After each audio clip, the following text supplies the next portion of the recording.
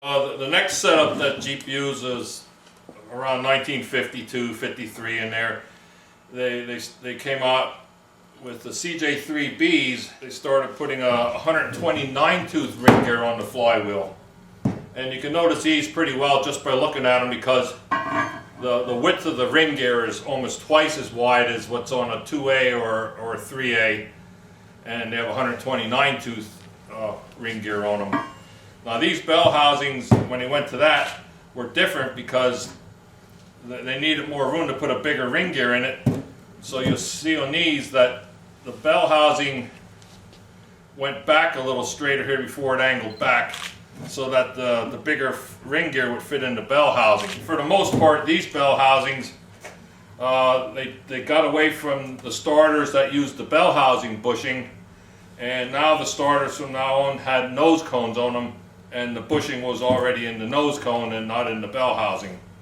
So these bell housings, usually the one hole was threaded at the top to put the starter on, and the other hole was drilled right through the bell housing to mount the starter. It had bigger bolts in because the starters are heavier, and they're a little, probably you might say they were more heavier duty than the earlier ones.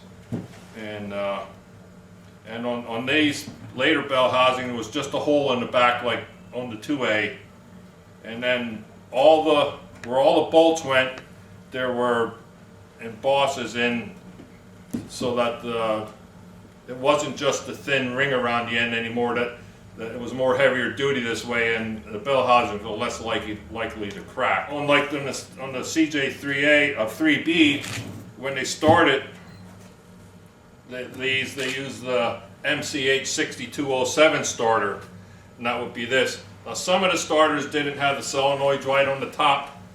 They would have been mounted over on the fender or something, but this one has it on the top.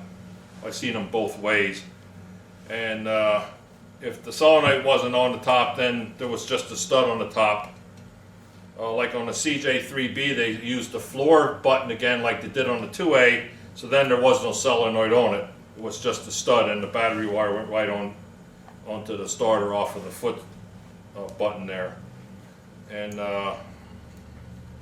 on the early CJ5s used that same thing with that foot button electrical switch start, and then they started coming out with a key switch to start it with the key after that. And it was around 1952 or so on the wagons and trucks when they just went to a key start and got away from the foot start stuff, and everything after that always had the key start. These starters here seem to go from, you know, like 1952 or so up into the, I don't know, probably into the later 50s or so.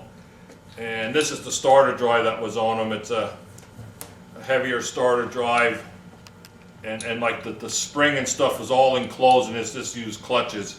Now some of these starter drives you can find had springs on them and didn't use the clutches, but they still look sort of similar. And the starter drive was held on to the starter shaft with just a roll pin. And then later on, they went to Prestolite starters, and you could always tell the starters and generators with Prestolite had these heavy bands around the center, and they had the tag on them, and they seemed to use these from then until they stopped making them. They always had the Prestolites on. And these starter drives were a little bit smaller, and this is what they look like. And these also were just held in with a roll pin, so they're very easy to change. But the Prestolite number on these things was MDU 7004. That was the most common one used on the 4-cylinder stuff. And then there were also some MDM 6005s, but you don't see them around as often as the 7004s. And both of these things could be 6 or 12 volts, because Jeep used 6 volts up to 1956, and even later on, if you ordered it with 6 volts up into the 60s, you could still get it with 6 volts, because the farmers like to have the 6 volts. If all their tractors and stuff were 6 volts, it kept them the same. And and then later on in the 60s, then they just did away with them.